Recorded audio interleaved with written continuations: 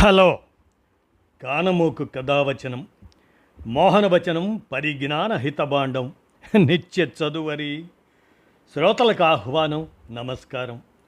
చదవదగునెవరు రాసిన తదుపరి చదివిన వెంటనే మరువక పలువురికి వినిపింపబూనినా అది ఏ పరిజ్ఞాన హితబాండమౌపో మహిళ మోహనవచనమై విరాజిల్లు.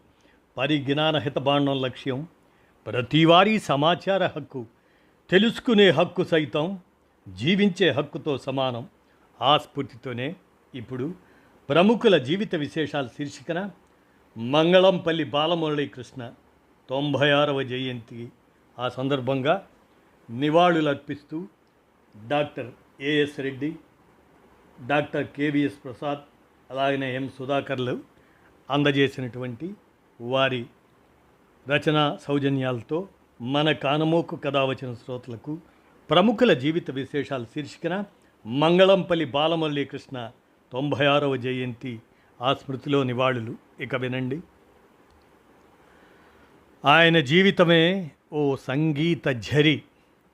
శ్రీ మంగళంపల్లి బాలమురళీకృష్ణ గారి 96వ జయంతి సందర్భంగా జూలై 6, 1930న ఆయన జన్మించారు. సరిగమ పదనిస సప్త స్వరాలు, ఆ స్వరాలన్నింటికీ నైవేద్యం పెట్టిన బాలగంధర్వుడు, సరస్వతీ పుత్రుడు మంగళంపల్లి బాలమురళీకృష్ణ గారు కర్ణాటక సంగీత ప్రపంచంలో ఒక ధృవతార. ఆయన కేవలం ఒక గాయకుడు మాత్రమే కాదు, వాగ్గేయకారుడు, బహుముఖ ప్రజ్ఞాశాలి, సంగీత సామ్రాజ్యంలో ఒక విప్లవమూర్తి. ప్రపంచ ప్రజల భాష సంగీతం. మనస్సును కదిలించేది, మనిషిలో చైతన్యాన్ని రగిలించేది సంగీతం. శిశుర్వేత్తి పసురువేత్తి వేత్తి గాన రసపణి అని పెద్దలు ఏనాడో చెప్పారు. అవధులెరగనిది, ఎల్లలు వల్లనిది, భాషాభేదాలు లేనిది, ప్రాంతీయతలు తెలియనిది సంగీతం ఒక్కటే. మధుర మంగళ నాదమణులకు తళుకులద్దిన స్వరజ్ఞాని మంగళంపల్లి బాలమురళీకృష్ణ. ఆయన పాటే ఆయన పరిమళం, రాగాలే ఆయన అస్తిత్వం. ఒక్క మాటలో చెప్పాలంటే సంగీతం ఆయనకు సర్వస్వం. ముదిమేది వయసేది నీ పదముల చెంతన్ ముదమారవించగా అంటూ తన గానానికి వయోభారం లేదని మంగళంపల్లి బాలమురళీకృష్ణ నిరూపించారు. సరిగమల లోతులు సామాన్యులకు సైతం తెలిపే గానం ఆ గాన గంధర్వుడు బాలమురళీకృష్ణది. అనేక కీర్తనలను తన గొంతు నుంచి అమృతధారల రూపంలో శ్రోతలకు వీణులు విందులు చేశాడు. కర్ణాటక సంగీతం అనగానే ఈ తరంలో వెంటనే స్ఫురణకు వచ్చే పేరు మంగళంపల్లి బాలమురళీకృష్ణ. సంగీతాన్ని ఔపోసన పట్టిన మహానుభావుడు బాలమురళి గారు. ఆయన బాల్యం గురించి తరచి చూస్తే బాలమురళీకృష్ణ జూలై 6, 1930న తూర్పుగోదావరి జిల్లాలోని శంకరగుప్తంలో పుట్టారు. ఆయన తల్లిదండ్రులు సూర్యకాంతమ్మ, పట్టాభిరామయ్య గారులు. తల్లి వీణా విద్వాంసురాలు. మాతామహుడైన శ్రీ ప్రయాగ రంగదాసు గారు సంగీత కోవిదుడు. వారు స్వయంగా కొన్ని కృతులను వ్రాసి స్వరపరిచారు. అవి శ్రీ ప్రయాగ రంగదాస్ కీర్తనలుగా ప్రసిద్ధి చెందాయి. బాలమురళీకృష్ణ వాటిని గానం చేశారు. ఈయన చిన్నతనంలోనే తల్లిని కోల్పోయారు. మంగళంపల్లి 7వ ఏట నుండే కచేరీలు చేయటం ప్రారంభించారు. 9 ఏళ్ల వయసులో వయలిన్, మృదంగం, కంజీరా ఇలాంటి వాయిద్యాలలో కూడా ప్రావీణ్యం సంపాదించాడు. కుమారునికి ఉన్న సంగీత జ్ఞానాన్ని గుర్తించి తండ్రి గారైన పట్టాభిరామయ్య గారు ఆయన్ను గాయక బ్రహ్మశ్రీ పారుపల్లి రామకృష్ణయ్య గారి వద్ద శిష్యరికానికి పంపారు. దీనితో మంగళంపల్లి జీవితానికి ఒక మార్గం లభించింది. విద్యాభ్యాసం పూర్తి చేసుకున్న బాలమురళీకృష్ణ విజయవాడ ప్రభుత్వ సంగీత కళాశాలకు ప్రిన్సిపాల్గా కొంతకాలం పనిచేశారు. ఆ రోజుల్లో విజయవాడలో విశ్వనాథ వారి మన్ననలను, ఆశీస్సులను పొందారు. కాలక్రమంలో మద్రాసులో స్థిరపడి తమిళ, కర్ణాటక, మలయాళ భాషలపై కూడా పట్టు సాధించారు. విస్తారమైన పాండిత్యం ఆయన వెంట మనం గమనిస్తే సంగీతంలోని అన్ని విభాగాల్లోనూ విస్తారమైన పాండిత్యం, మంత్రముగ్ధులను చేసే గాత్రం, కంపోజింగ్లో ప్రత్యేక శైలి అతన్ని సంగీత సామ్రాజ్యంలో అత్యున్నత శిఖరాలకు చేర్చింది. హిందుస్థానీ సంగీతంలోని సంగీతకారులతో కలిసి పనిచేశాడు. జుగల్బందీ తరహా కచేరీల రూపకల్పనకి ఆద్యుడు ఆయన. ఈ తరహా కచేరీ మొట్టమొదట పండిట్ భీమ్సేన్ జోషితో కలిసి ముంబైలో నిర్వహించారు. పండిట్ హరిప్రసాద్ చౌరాసియా, కిషోరి ఆమోన్కర్ మొదలగు వారితో కూడా జుగల్బందీ కచేరీలు చేశాడు. ఈ కచేరీలు అతనికి దేశం మొత్తంలో ప్రజాదరణ తీసుకురావటమే గాక సంగీతం ద్వారా దేశ సమైక్యతను పెంపొందించడానికి దోహదపడ్డాయి. బాలమురళీకృష్ణ వయోలిన్, వయోలా, వీణ, మృదంగం మొదలగు సంగీత వాయిద్యాలు వాయించడంలో ప్రావీణ్యం సంపాదించాడు. ఎన్నో జాతీయ, అంతర్జాతీయ పురస్కారాలు అందుకున్నాడు. ఈయన తిరుపతి తిరుమల దేవస్థానం, శృంగేరి పీఠాలకు ఆస్థాన విద్వాంసుడు. వీరి కచేరీలను గమనిస్తే 8 సంవత్సరాల అతి చిన్న వయసులోనే కచేరీ చేయటం ద్వారా బాల మేధావి అనిపించుకున్నారు. సుమారు 30,000 కచేరీలకు పైగా ఆయన చేసి ఉంటారు కచేరీలను. అన్నమయ్య కీర్తనలు, రామదాస్ కీర్తనలు, ఎంకిపాటలు, తత్వాలు, లలిత గీతాలు, ఎన్నో భక్తి గీతాలు, ఇలా చెప్పుకుంటూ పోతే వారు పాడిన పాటలకు అంతే ఉండదు. ఆయన పాడింది పాట, ఆలపించింది రాగం అన్నట్లుగా ఉంటుంది. వేలాది క్యాసెట్లు, రికార్డులు రిలీజ్ అయ్యాయి. బాలమురళి కేవలం గాయకుడే కాదు, వాగ్గేయకారుడు కూడా. 72 మేళకర్తల్లో కీర్తనలు రచించిన వాగ్గేయకారుడు ఈయన రాగాల సృష్టికర్తగా కూడా ప్రఖ్యాతి. లవంగి, త్రిశక్తి, మహతి ఇలాంటి పెక్కు రాగాలు సృష్టించిన సంగీత సరస్వతి బాలమురళి. ఈయన సినిమాల్లో కూడా వీరి ప్రభావం పరిశీలిస్తే సినిమా పాటలు కూడా అద్భుతంగా చాలా భాషల్లో పాడారు. భక్త ప్రహ్లాద సినిమాలో నారదుడి వేషం వేసి మెప్పించారు. హంసగీతే అనే కన్నడ చిత్రానికి సంగీత దర్శకత్వం వహించడమే కాకుండా ఉత్తమ గాయకుడిగా పురస్కారాన్ని అందుకున్నారు. మధ్వాచార్య చిత్రానికి కూడా జాతీయ స్థాయిలో సత్కారం. హంసగీతలో ఆలపించిన గీతానికి 1975లో ఉత్తమ సినీ గాయకునిగా జాతీయ సినిమా పురస్కారాలు పొందారు. సంధ్యని సింధూరం అనే మలయాళం సినిమాలో నటించాడు. పలు చిత్రాలకు అతను సంగీతాన్ని అందించారు. విదేశాల్లో వేల సంఖ్యలో కచేరీలు చేశారు. Mangalampalli Balamuralikrishna America, Canada, Britain, Italy, France, Russia, Sri Lanka, Malaysia, Singapore అలాంటి దేశాల్లో వేల సంఖ్యలో కచేరీలు నిర్వహించారు. తెలుగు, కన్నడం, సంస్కృతం, తమిళం, హిందీ, బెంగాలీ భాషల్లో పాటలు పాడారు. జగమంతా సంగీతమే అనేటువంటి ధోరణి అయింది. సంగీతం అంటే కేవలం సరిగమ పదనిసలే కావు. మన జీవితమే సంగీతం. మన మాటల్లో శృతి ఉంటుంది, నడకలో లయ ఉంటుంది. ఇలా ఫలానాది సంగీతం, ఫలానాది కాదు అని చెప్పలేం. విశ్వమంతా సంగీతమే, అన్నింట్లో సంగీతం ఉంటుంది. దేని నుంచి దీన్ని విడదీయలేమంటారు ఆయన. సంగీతమే దివ్యాఔషధం అని ఆయన భావన. సంగీతం అన్నిటికీ దివ్యాఔషధం. ఒత్తిడి, మానసిక వ్యాకులత వీటన్నింటికీ ఇది అద్భుత ఔషధం. ఎంతోమంది ఎన్నో సమస్యలను మ్యూజిక్ థెరపీ తగ్గించవచ్చు అంటారు బాలమురళి గారు. వాగ్గేయకారుడిగా ఆయన ప్రతిభ, ఆయన కేవలం ఇతరులు రాసిన కీర్తనలను పాడటానికి పరిమితం కాలేదు. త్యాగరాజస్వామి, ముత్తుస్వామి దీక్షితులు అటువంటి మహానుభావుల తరహాలోనే స్వయంగా వర్ణాలు, కీర్తనలు, తిల్లానాలు రచించి వాటికి స్వరకల్పన చేశారు. ఆయన తెలుగు, సంస్కృతం, తమిళ భాషల్లో వందలాది కృతులను రచించారు. పంచముఖి తాళం అనేది ప్రత్యేకత. సంగీత లయ విన్యాసాల్లో ఆయన పంచముఖి అనే సరికొత్త తాళ ప్రక్రియను కనిపెట్టారు. ఇది ఆయన గణిత, సంగీత పరిజ్ఞానానికి ఒక మచ్చుతునక. బహుముఖ వాయిద్య నైపుణ్యం ఆయనకు గలదు.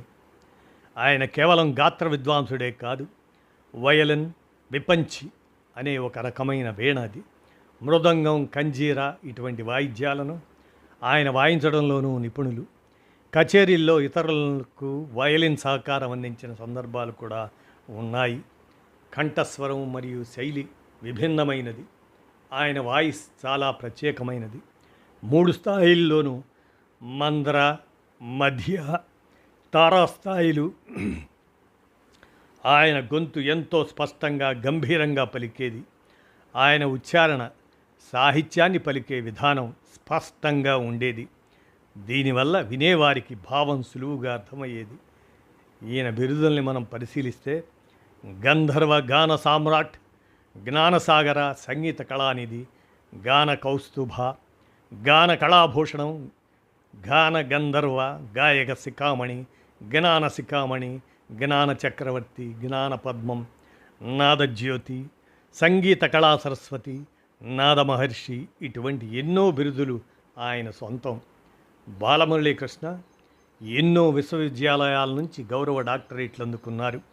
పద్మభూషణ్, పద్మవిభూషణ్, జాతీయ పురస్కారాలను అందుకున్నారు. మహతి, సుముఖం, సర్వశ్రీ, ప్రతి మధ్యమావతి, గణపతి, సిద్ధిరాగాలు, భద్రాద్రి శ్రీరామచంద్రుని సుప్రభాతాన్ని ఆయన ఆలపించారు. ఫ్రెంచ్ ప్రభుత్వం నుండి కూడా ఆయన ప్రతిష్టాత్మకమైన షేవెలియర్ అవార్డు అందుకున్న ఏకైక కర్ణాటక సంగీత విద్వాంసుడు బాలమురళి. జీవితంపై పుస్తకంగా బాలమురళీకృష్ణ సాధికారిక సంక్షిప్త జీవిత చరిత్ర అనదగ్గ పుస్తకం బందా వెంకయ్య రాసిన మురళీ మాధురి. ఈ పుస్తకంలో బాలమురళి చిన్ననాటి సంగతులు, అతని అభిమానులకు ఆసక్తి కలిగించే ఎన్నో విషయాలు ఉన్నాయి. దీనికి నూకల చిన్న సత్యనారాయణ ఉపోద్ఘాతం రాశాడు. నవంబర్ 22, 2016 మధ్యాహ్న భోజనం తరువాత నిద్రించి నిద్రలోనే అనాయాస మరణం పొందాడు బాలమురళి. శతాబ్దానికో 2 శతాబ్దాలకో ఒకసారి ఆవిర్భవించే గొప్ప విద్వాంసుల్లో బాలమురళీకృష్ణ ఒకరు. ఆ సుస్వర మహర్షి భౌతికంగా దూరమైన తన కీర్తనలు, పాటలతో సంగీత ప్రియుల హృదయ సీమలో శాశ్వత స్థానం సంపాదించుకున్నారు.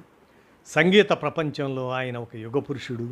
ఆయన సృష్టించిన రాగాలు, పాడిన కీర్తనల రూపంలో ఎప్పటికీ జీవించే ఉంటారు అంటూ డాక్టర్ ఏ శ్రీనివాసరెడ్డి ఆయన నివాళిగా ఈ విధంగా చెప్పిన దాన్ని కొనసాగిస్తూ, ఇక అయ్యో ఈ మాయదారి బిడ్డ కడపున పడుకున్నా మా సూర్యుడు మాకు దక్కేదేమో అని కొందరు బొగ్గలు నొక్కుంటే, మాతృగండాన పుట్టి కొండంత తల్లినే గుటుక్కున దిగమింగిన ఈ నలుసు ఉంటే ఏం, ఉడితే ఏం అని మరికొందరు బంధువులు ఆడిపోసుకున్నారు. ఆయన పుట్టుక సందర్భంలో పాపం అన్నిటికీ అతీతంగా అమాయకంగా నవ్వుకుంటూ ఉయ్యాలలో పడుకున్న ఆ పసికోనకు ఇవేవీ తెలియవు. ఆ పిల్లవాడి తల్లి సూర్యకాంతమ్మను సూర్యుడు అని పిలిచేవారు బంధుగణం. పిల్లవాడికి జన్మనిచ్చి 16వ రోజే అంటే జూలై 21, 1930లో ఈ లోకాన్ని వీడింది సూర్యుడు అంటే బాలమురళీకృష్ణ తల్లిగారు. పిల్లవాడిని కనకముందు సూర్యుడు తన పెద్దక్క సుబ్బమ్మతో, అక్క ఈ పురుడు తరువాత బిడ్డ బాధ్యత నా వల్ల కాదమ్మా, నా వీణ సాధన కుంటుపడుతుంది, బిడ్డ పెంపకం నీదే అని మాట వరుస కంటే ఏదో సంగీతంపై మమకారంతో అలా అంటుందే గాని, రేపు నిజంగా తన కడుపున కాసిన కాయను చూడగానే దాని మీద ఇతరులను చేయి అయినా వేయనిస్తుందా అని తేలికగా తీసుకున్న సుబ్బమ్మకి పరమేశ్వరుడే ఆమెతో ఆ మాటలు అనిపించాడని, పిల్లవాని పెంపకం తనకే శాశ్వతం అవుతుందని ఆనాడు తెలియలేదు అని ఆమె అన్నది. రుణానుబంధ రూపేణ పతిపత్ని సుతాలయాత్ అన్నట్లు దేవకి బిడ్డను కంటే యశోద ఎలా పెంచిందో, వివాహమైన కొద్ది రోజులకే భర్తను కోల్పోయి విధవరాలైన సుబ్బమ్మ గారు తల్లిని కోల్పోయి ఎవరూ సాకేందుకు ముందుకు రాని స్థితిలో ఉన్న ఆ పసికందును పెంచడానికి ముందుకు వచ్చారు. సహజంగా ఎవరైనా ఆపదలో ఉంటే ఆదుకునే లక్షణం ఉన్న సుబ్బమ్మ గారితో కొందరు, సుబ్బమ్మ ఈ పిల్లవాడిని పెంచి పెద్ద చేసే బెడద అనవసరంగా మీద వేసుకున్నావు, తల్లి లేని బిడ్డను పెంచటం అనుకున్నంత సులువా? పైగా నెల రోజుల గుడ్డు, రోగాలు రొస్తులు ఏవి వచ్చినా పెంపకంలో పిసరంత లోటు కనపడ్డా అందరూ నిన్నే ఆడిపోసుకుంటారు. తర్వాత నీ ఇష్టం అంటూ రాగాలు తీశారు. అదేం మాట? లోకం కోసం నేను పిల్లవాడిని పెంచుతానా? అయినా నేను ఈ పనిని మీద వేసుకోకపోతే సూర్యుడు ఆత్మ శోభించదు. పరమేశ్వరునిపై భారం వేసి నా బాధ్యత నేను చేస్తాను అని సమాధానమిచ్చారు సుబ్బమ్మ గారు. ఆ పసికందును ప్రాణం కన్నా మిన్నగా పెంచి పెద్ద చేశారు ఆవిడ. నా చిట్టి తండ్రి, మీ అమ్మే ఈనాడు ఉంటే నిన్ను తూగుటుయ్యాలలో ఉంచి కంటికి రెప్పలా చూసుకోకపోయిందా? పరాయి పంచలో ఉన్న నేను నువ్వేడిస్తే ఎవరేమంటారోనని భయపడుతున్నాను. కానీ మీ అమ్మ అయితే నీ పాటలో ఏ గాంధర్వగానము ఆలకించకపోయేదా? భూమి మీద నూకలు చెల్లిపోయి అమ్మ వెళ్ళిపోతే లోకం నిన్నాడిపోసుకుంటుందిరా నాయనా. లోకం ఈనాడు నిన్ను కన్నెత్తి చూడకపోయినా ఎప్పటికైనా నీ చూపు పడితే చాలని నీ వెంట పడే రోజు రాకపోతుందా? నే బతికి ఉంటే అది చూడకపోతానా అంటూ కన్నీళ్ల పర్యంతమయ్యేవారు సుబ్బమ్మ గారు. ఆ పిల్లవానికి పెత్తల్లి దీవెనలు ఫలించాయి. ఇంతింతై వటుడింతై అన్న విధంగా ఆ చిరంజీవి ఎదిగి ఎవరూ అందుకోలేని ఉన్నత శిఖరాలను అధిరోహించి సంగీత రంగాన ఒక ధృవతారగా మిగిలిపోయాడు. ఆ బాలుడే పద్మవిభూషణ్ గాన సుధాకర, వాగ్గేయకార భూషణ డాక్టర్ మంగళంపల్లి బాలమురళీకృష్ణ గారు. ఆయనకు మురళీకృష్ణ అని నామకరణం చేసింది ఈ సుబ్బమ్మ గారే. గొల్లభామ మార్కు డబ్బా పాలు పట్టేవారు సుబ్బమ్మ గారు మురళికి. ఇక ఆ బాలమురళి తండ్రి పట్టాభిరామయ్య గారు శిష్యులకు సంగీత పాఠాలు చెప్తూ ఉంటే బుడి బుడి నడకలతో అక్కడికి చేరి శ్రద్ధగా సంగీతం వినేవాడు. ఆట వస్తువులు ఎన్నున్నా వాటి జోలికి పోక వాళ్ళ నాన్న గదిలో చేరి తంబురా ఫిడేలు మోగిస్తూ కూర్చునేవాడు. అన్నం తినడానికి మారాము చేస్తే సుబ్బమ్మ గారు అక్కడి విద్యార్థులతో ఏ వర్ణమో స్వరజతో పాడిస్తే వింటూ మారు మాట్లాడక తినేవాడు. క్రమేపీ సంగీత పాఠాలు వంటబట్ట సాగాయి బాలమురళికి. ఒక చీపురు పుల్లకు దారం కట్టి కమానులా చేసి మరో పుల్లను పిడేలులా పట్టుకొని వాయించడం చూసి సుబ్బమ్మ గారు, ఓరి చీపురు కట్టల నాశనకారి, ఉన్న చీపుళ్ళన్నీ నీ ఫిడేలు వాద్యానికి సరిపోవట్లేదని అని చీవాట్లు పెట్టేవారు. చటుక్కున చీపురు పుల్లలు అక్కడ పడేసి ఇత్తడి చెంబు మజ్జిగ తపాలను ఒళ్ళో పెట్టుకొని లయబద్ధంగా మృదంగ వాద్యం వినిపించేవాడు మురళి. ఓరి బాబో, ఇక రేపటి నుండి నా బుర్ర మీద కూడా వాయించేట్టున్నావురా. మీ నాన్న అంతంత మాత్రపు సంపాదనతో కొన్న ఈ 4 పాత్రలు నీ మధ్యల వాద్యంతో నాశనం చేస్తే ఇక మనకు కొండలు మొంతలే గతి. ఆ స్థితి కల్పించకురా నాయనా, నీకు పుణ్యం ఉంటుంది అంటుండేవారు సుబ్బమ్మ గారు. అయితే ఎంతో కష్టసాధ్యాలైన వాయులీన మృదంగ వాద్యాలలో బాలమురళీకృష్ణ గారు ఒకనాటికి ఎంతటి స్థాయికి చేరుకున్నారంటే తొలి కచేరీగా తన గురువులైన గాయక సార్వభౌమ పారుపల్లి రామకృష్ణయ్య పంతులు గారికి వాయులీన సహకారం అందించి ఆశీస్సులు అందుకున్నారు. తదుపరి దక్షిణాదిన ప్రథమ శ్రేణి విద్వన్మణిగా పేరొందిన అరియక్కుడి రామానుజయ్యర్ గారికి తన 14వ ఏట వాయులీన సహకారం అందించి శభాష్ అనిపించుకున్నారు. జిఎన్ బాలసుబ్రహ్మణ్యం, చిత్తూరు సుబ్రహ్మణ్య పిళ్ళై, సెమ్మంగుడి శ్రీనివాసయ్యంగార్లు అటువంటి మహాగాయకులు సరసన కూర్చొని తన వాయులీనంతో ధీటైన సహకారం అందించారు బాలమురళి. వయోలా వాద్యంపై సోలో ప్రదర్శనలకు శ్రీకారం చుట్టారు. ఇక బాలమురళి పాట గురించి చెప్పడమంటే సూర్యుడును దివిటితో చూపటమే. బాలమురళి గారు ఇంటికి వచ్చిన పెద్దలకు తన కుటుంబ సభ్యులను పరిచయం చేస్తూ వీరు నా తండ్రి గారు అని పట్టాభిరామయ్య గారిని, వీరు నా తల్లిగారు అంటూ పెద్దల్లి గారు అయిన సుబ్బమ్మ గారిని చూపేవారు. సుబ్బమ్మ గారంటే అవ్యాజమైన ప్రేమానుబంధాలు ఉండేవి బాలమురళికి.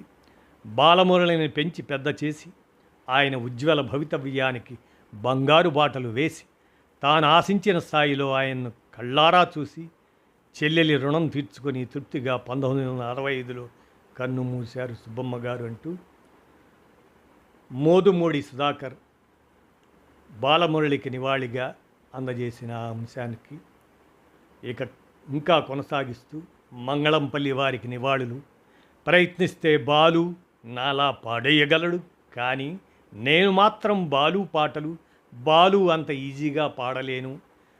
మైకుచ్చుకొని డయాస్ మీద ఆ సంగీత పుంభావ సరస్వతి ఈ మాట అన్నప్పుడు మన బాలసుబ్రహ్మణ్యం గారి వినయం చూడాలి. ఎంత మాట, మీ పాండిత్యం ఎక్కడా, నేనెక్కడా, నో నేను అంగీకరించలేనిది అంటుంటే ఎంత మాత్రము ఇది అతిశయోక్తి కాదు. మొహమాటానికో పొగడ్డానికో అనలేదు నేను ఆ మాటలు. మనస్ఫూర్తిగా చిత్తశుద్ధితో అన్న మాటలే. ఎన్ని రకాల వాయిస్లు అనుకరిస్తారు మీరు? మరొకరి వల్ల కాని పని ఇది. ఎవరో ఎందుకు, నా చేత మాత్రం కాని పని. అందుకే అన్నాను, కొంచెం కష్టపడితే మా క్లాసికల్ బాలు పాడేస్తాడు అని అంటున్న ఆయన్ని ఆత్మీయంగానే వారించాడు ఎస్పి బాలు. బాలుగారు ఒప్పుకోకున్నా ఎక్కువ మంది ప్రేక్షకులు అవుననే అనుకున్నారు, అన్నారు కూడా గొంతెత్తి. ఒక్కటి నిజం, క్లాసికల్ మ్యూజిక్కి సినిమా సంగీతానికి అసలు సరిపడదేమో. పి లీల గారు ఎర్లీ 1950స్లో టాప్ గాయనీమణి. ఘంటసాల గారు వన్ అండ్ ఓన్లీ గాయకుడని చెప్పాలి. ఇతరులను నేను చిన్నచూపు చూడటం కాదు, ఘంటసాల వారి స్వరమాధుర్యం అనితర సాధ్యం అంతే. పి లీల గారు ఘంటసాల గారి వలె క్లాసికల్లో నిష్ణాతురాలు. కానీ సినిమా పాటలు పాడటం మొదలుపెట్టి టాప్ రేంజ్కి రాగానే ఘంటసాల వారు కర్ణాటక సంగీతపు కచేరీలు దాదాపు మానేశారు. ఎప్పుడో ఆబ్లిగేషన్, తప్పనిసరి పరిస్థితిలో మాత్రమే ఒప్పుకునేవారు ఘంటసాల. కానీ పి లీల గారు అలా కాదు, కచేరీలు ముమ్మరంగా చేసేవారు. ఇది ఘంటసాల వారికి తెలిసి, ఆ కర్ణాటక సంగీత కచేరీలు కాస్త తగ్గించమ్మా, ఏదో ఒక పడవలో ప్రయాణించు, రెంటికి పూర్తి న్యాయం చేయలేము, ఏదో ఒకటి నిర్ణయించుకోమని సలహా ఇచ్చారు చనువు కొద్దీ.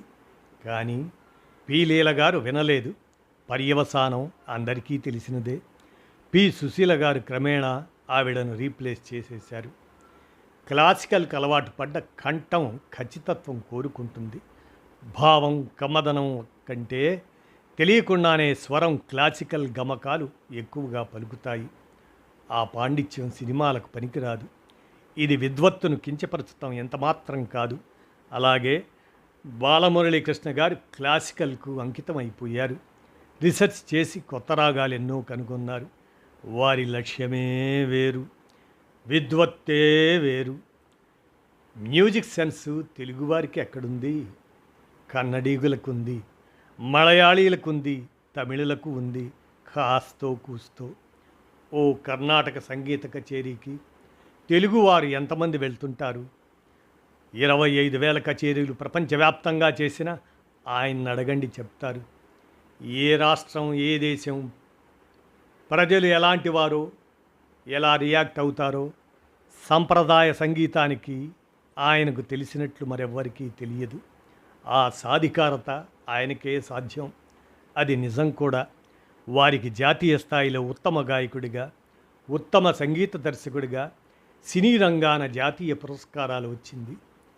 కన్నడ, మలయాళ, తమిళ భాషల్లోనే. మరి ఇహ ఈ తెలుగునాట నా కచేరీ చెయ్యను, నా స్వరం వినిపించను అంటూ నందమూరి తారక రామారావు ముఖ్యమంత్రిగా ఉన్నంత వరకు ఆంధ్రాలో పాడటం జరగని పని, ఇది నా ప్రతిజ్ఞ అంటూ సాధికారికంగా శపథం చేశారు బాలమురళి.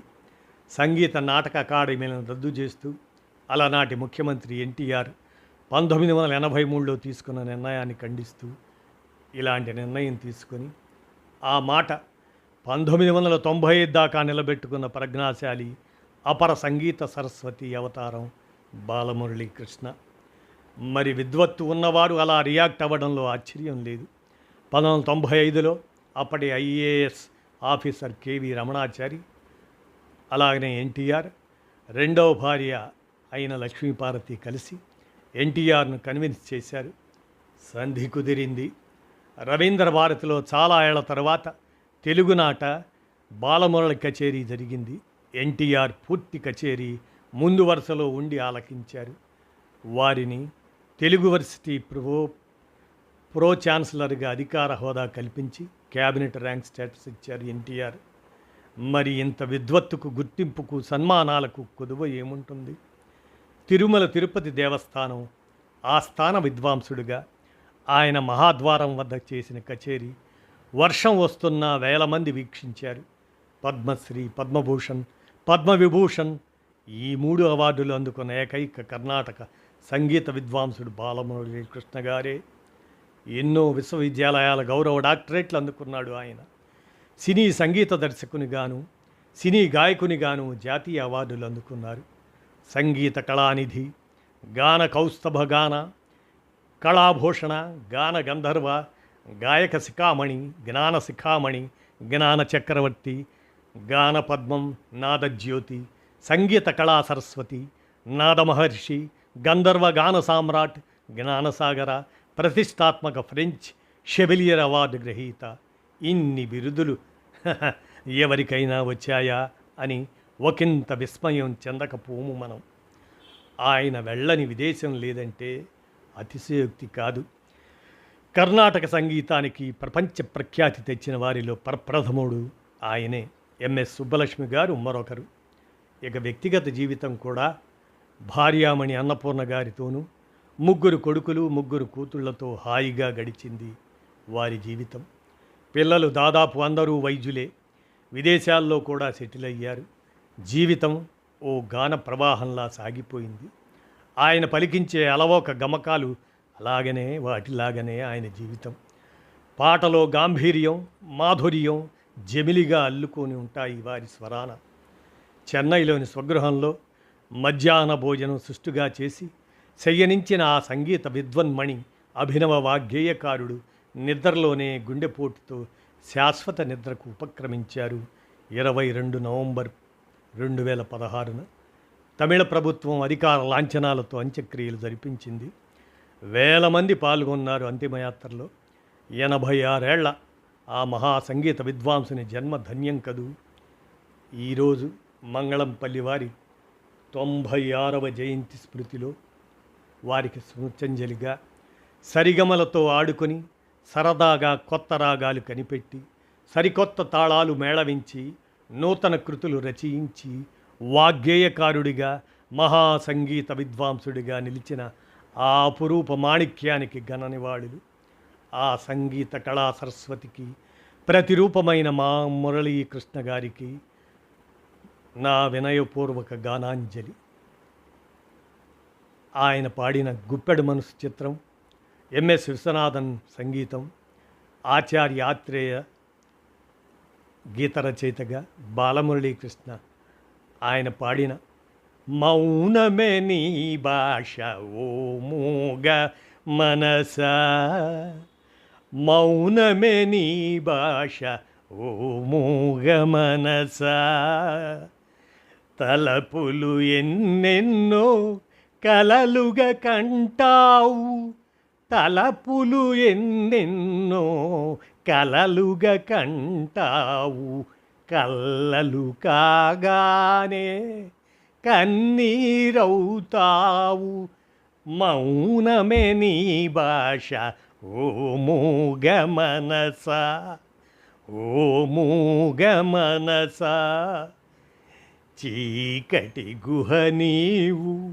చింతల చెలి నీవు, చీకటి గుహ నీవు చింతల చెలి నీవు, నాటక రంగానివే మనసా తెగిన పతంగానివే, ఎందుకు వలచేవో ఎందుకు వగచేవో, ఎందుకు రగిలేవో ఏమై మిగిలేవో, మౌనమే నీ భాష ఓ మూగ మనసా, తలపులు ఎన్నెన్నో కలలుగా కంటావు, కల్లలు కాగానే కన్నీరవుతావు. మౌనమే నీ భాష ఓ మూగ మనసా, ఓ మూగ మనసా. కోర్కెల నెల నీవు, కోర్కెల సెలవీవు, కూరిమి వల నీవు, కోర్కెల సెల నీవు, కూరిమి వల నీవు, ఊహల ఉయ్యాలవే మనసా, మాయల దెయ్యానివే. లేనిది కోరేవు, ఉన్నది వదిలేవు, ఒక పొరపాటుకు యుగములు పొగిలేవు, ఒక పొరపాటుకు యుగములు పొగిలేవు.